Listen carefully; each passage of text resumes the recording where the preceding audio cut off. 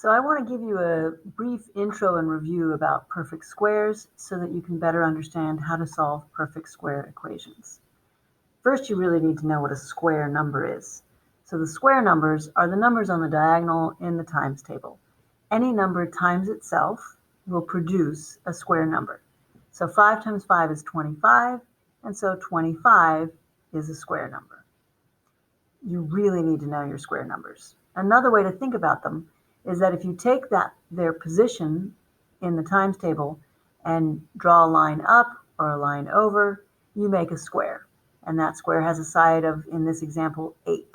So we could say that the square root of 64 is 8.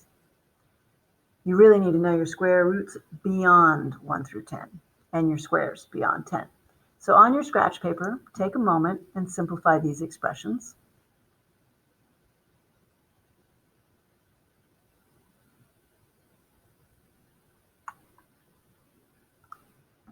Hopefully you know that 11 squared is 121. For B, when you square a negative number, you need to remember that a negative times a negative is a positive. For C, that negative sign is outside of the parentheses. Those parentheses are telling me that only the 3 is being squared and the negative remains outside. And for the last one, you need to remember how to multiply a decimal. So this is 0.4 times 0.4. Let's try some more. Copy these down. When you square a fraction, you square the numerator and denominator separately. So 1/2 squared will be 1/4. Negative 2/3 squared, and notice the negative is inside of the parentheses. And on G, the negative is outside of the parentheses. So the negative is not squared. Only the 4/5 is squared. Now, since both 12 squared and negative 12 squared equal 144, that means they're both square roots of 144. And when we talk about square roots, we use a square root symbol.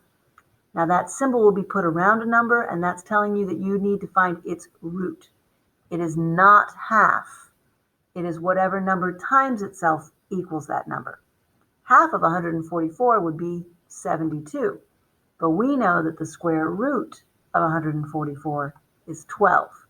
And the negative square root of 144 would be negative 12. So what are the two square roots of 196?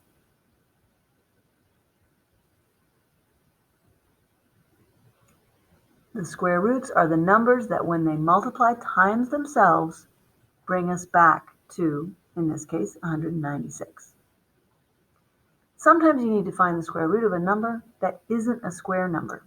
So 20 is not a square number. So we compare it to the other numbers near it that are square. So 20 is less than 25, that's a square number, and it's more than 16, and that's a square number. And so we know that it has to be between 4 and 5.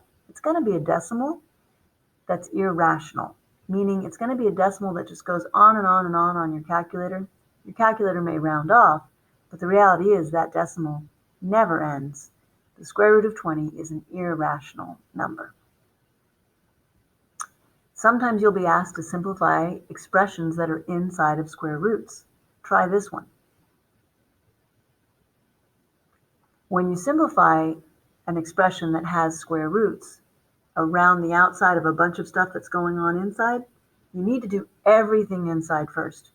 Really, you need to think of it as if there's imaginary invisible parentheses around the entire expression inside.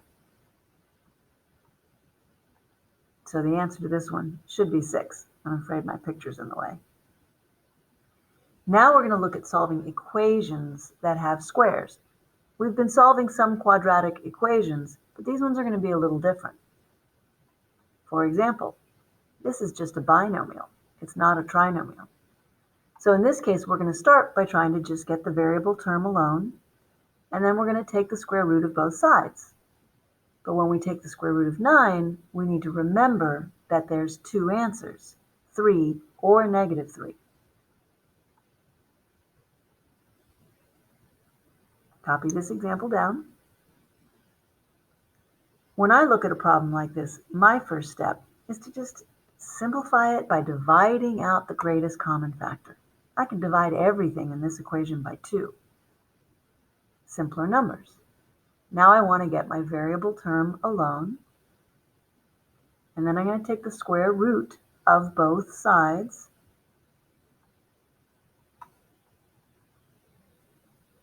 and I get 2 answers. Sometimes, though, it's not going to work out quite so pretty and neat. In this case, just like the last one, I'm going to divide everything by 5 to start with. Then I'm going to try to get that variable term alone. I'm going to add 2 to both sides. But 2 isn't a square number. So when I take the square root of both sides, I'm going to get an irrational answer. In fact, I'm going to get a pair of irrational answers, one of them positive and one of them negative. My answers are going to be the square root of 2 and the negative square root of 2. And we leave it written like this because if I tried to write the decimal goes on forever. I'd have to round off, and that wouldn't be precise. Leaving your answer this way makes your answer precise. Now I can do that problem another way. Some of you might prefer doing it this way, which is to start by adding 10 to both sides and then dividing by 5. But you still end up with the same set of answers, just so you realize. Where are we going with this? We will be solving equations like this very soon.